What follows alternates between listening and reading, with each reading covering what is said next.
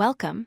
Today we are diving into Calculus 3 to master triple integrals in spherical coordinates. This is one of the most powerful tools for solving volume problems involving spheres, cones, and symmetry. We will break down the variables ρ, theta, and phi, and understand exactly why the integral formula looks the way it does. First, why do we need a new coordinate system? In the standard Cartesian system with x, y, and z, calculating the volume of a box is easy. But if you try to integrate over a sphere, the limits of integration become messy square roots. Spherical coordinates solve this. They are designed for round shapes.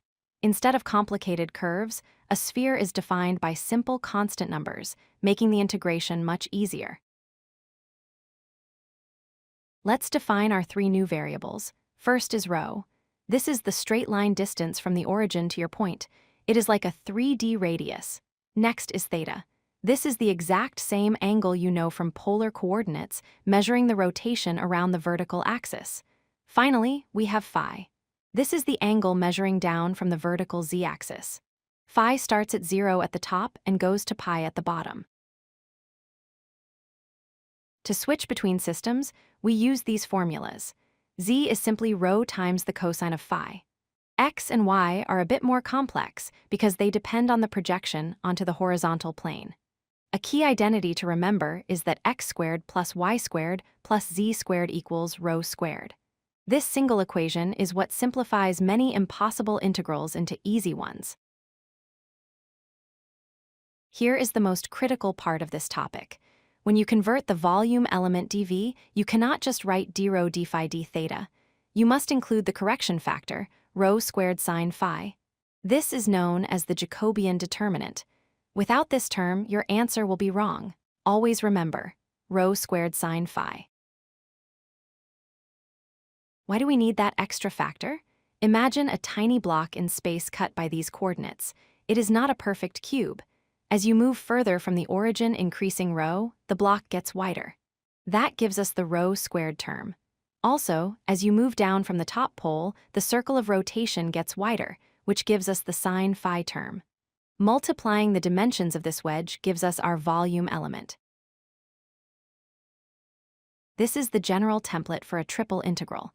You will usually integrate with respect to ρ first, then phi, then theta. The limits for ρ describe the solid's shape. The limits for phi usually go from 0 to pi, and the limits for theta go from 0 to 2 pi for a full rotation. Don't forget your function inside also needs to be converted to spherical variables. Let's try a classic example, finding the volume of a sphere with radius 1. In Cartesian coordinates, this is hard. In spherical, it is elegant. Ρ goes from 0 to 1. Phi goes from 0 to pi to cover top to bottom, and theta goes from 0 to 2 pi to sweep all the way around. Our integrand is just 1, but we must multiply by the volume element. Step 1. We evaluate the inner integral with respect to ρ. The integral of ρ² is ρ³ over 3. We evaluate this from 0 to 1. This leaves us with 1/3. The sin phi term is treated as a constant during this step and just comes along for the ride. Step 2. We integrate the result with respect to phi. The integral of sin phi is negative cosine phi. We evaluate this from 0 to pi. Be careful with the signs here. Negative cosine of pi minus negative cosine of 0 gives us 1 plus 1. So this entire part evaluates to 2. Multiplied by our 1/3, we now have 2/3. Step 3. We integrate the constant 2/3 with respect to theta from 0 to 2 pi.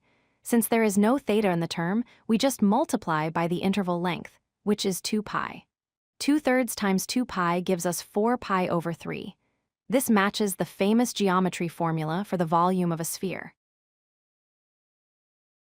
To wrap up, remember these points. Use spherical coordinates for spheres and cones. Always convert your volume element dv to ρ² phi dρ d phi d theta, and keep your order of integration organized. With practice, these integrals become much faster than the Cartesian alternative. Thank you for learning with us. If you like this video, hit that like button and don't forget to subscribe. Visit codelucky.com for more such useful content.